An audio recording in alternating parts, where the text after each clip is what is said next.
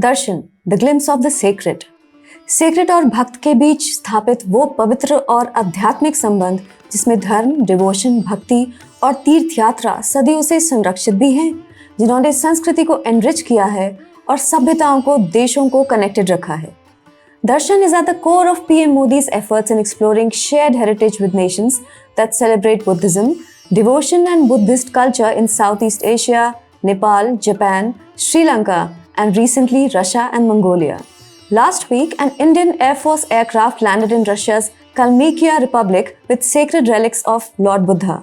The relics were accompanied by Uttar Pradesh Deputy Chief Minister Shri Keshav Prasad Maurya, monks and officials. In another regionally significant development, PM Modi has initiated a new chapter with Mongolia, India's spiritual sibling nation.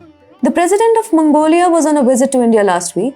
India and Mongolia celebrate 70 years of diplomatic ties and 10 years of strategic partnership. However, the bond helping it become thicker is the one defined by Buddhism, Buddhist culture, civilizational heritage, and people-to-people ties. ये भारत और shared heritage वाले देशों के बीच सांस्कृतिक संबंधों को मजबूत करने का प्रधानमंत्री मोदी सरकार के प्रयासों का एक और उदाहरण है। यूरोप का एकमात्र बौद्ध क्षेत्र काल्मिकिया गणराज्य भारत की आध्यात्मिक विरासत को रेखांकित करने वाली बौद्ध कला, पांडुलिपियों और संबंधित परंपराओं को प्रदर्शित करेगा। ये आध्यात्मिक विरासत दर्शन, भक्ति और शेयर्ड हेरिटेज का विस्तार भी है। इसने सांस्कृतिक संबंधों के प्रति एक नए दृष्टिकोण को जन्म दिया है। प्रधानमंत्री मोदी बौद्ध धर्म के केंद्र माने जाने वाले वाडनगर में अपने जन्म को बौद्ध धर्म से अपने जुड़ाव का श्रेय देते हैं। भगवान बुद्ध की महान विरासत को सम्मान देने के भारत के कदमों में से एक है इससे जुड़ी शास्त्रीय विरासत को मान्यता देना।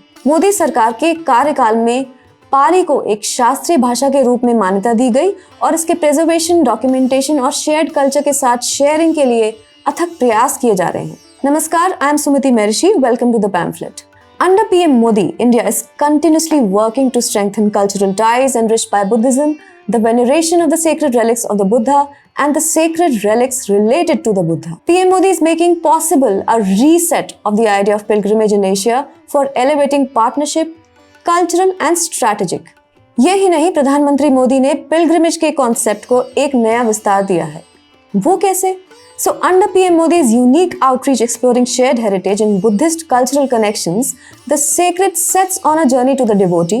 The sacred brings different nations of devotees of the Buddha together. The culmination of pilgrims happens as the pilgrimage advances, and the sacred returns to the land of Buddha after the journey in pilgrimage for a continuing journey.